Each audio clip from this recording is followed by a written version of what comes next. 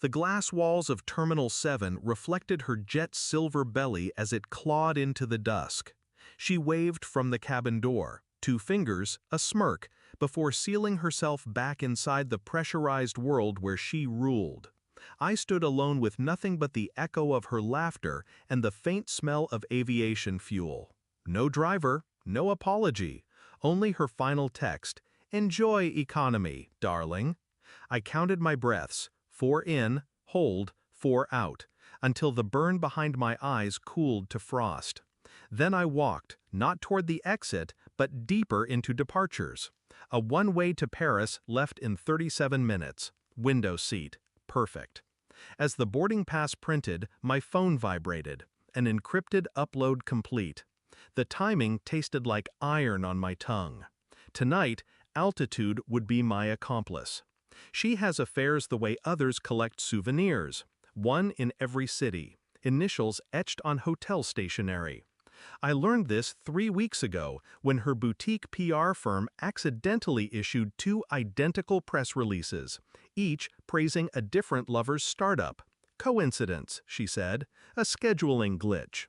Yet her eyes never quite met mine. So I sifted the data, black cards, burner phones, itineraries hidden beneath charitable shell companies. I smiled at breakfast, kissed her forehead at board meetings, applauded her keynote from the front row, all the while cataloging betrayal like a forensic accountant of the heart. The pattern sharpened into a single, devastating angle. She was preparing a hostile divorce, moving assets offshore, rewriting prenups in languages I supposedly couldn't read. She forgot I taught myself code to impress her once. She never noticed the silent script I left crawling through her cloud each night. After she slipped into another time zone, I traced her coordinates. Zurich, Dubai, Sao Paulo. Names of cities, names of men. I ordered DNA kits under aliases, cross-checking dates against her women in leadership retreats. Results came back. Probabilities, percentages, each more damning than the last. But numbers alone lack theater. I required spectacle. 2 hours before she ditched me at JFK, my script finished compiling her empire skeleton. Shell accounts, falsified ESG reports, undeclared gifts to regulators. One keystroke split the archive, half to the Financial Crimes Bureau in France, half to every major business outlet scheduled to break embargo at 1800 CET. A timer, an elegant guillotine. She laughed as she boarded, believing humiliation was mine. I boarded, believing gravity was hers. 36,000 feet, cabin lights dimmed blue, Wi-Fi connected. Her name lit my inbox, subject line, empty. I opened the live security feed instead, her jet's cabin camera. She read the email, titled Whistleblower Dossier, Vantage Corp Misconduct, while champagne trembled in her glass. Lip color drained. Her CFO, seated across the aisle, grabbed the armrest like turbulence.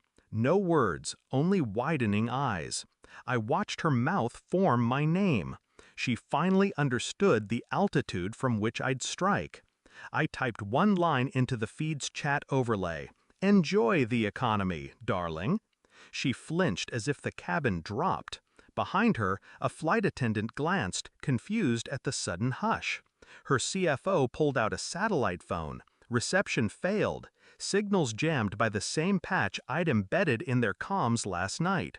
She tried replying, but the message bounced. Read only.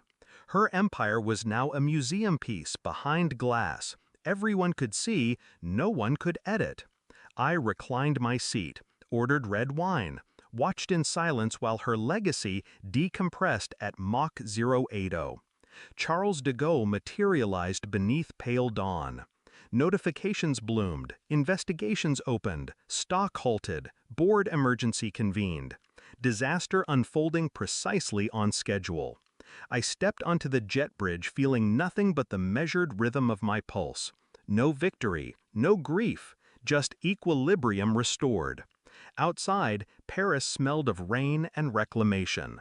I left my phone in a bin marked recyclage and walked toward arrivals, lighter by every lie she ever told. She will land to a world that recognizes her face on wanted posters. I will vanish among strangers who speak in honest vowels. The story ends here, on my terms. And she will learn that altitude is nothing when the ground decides to rise.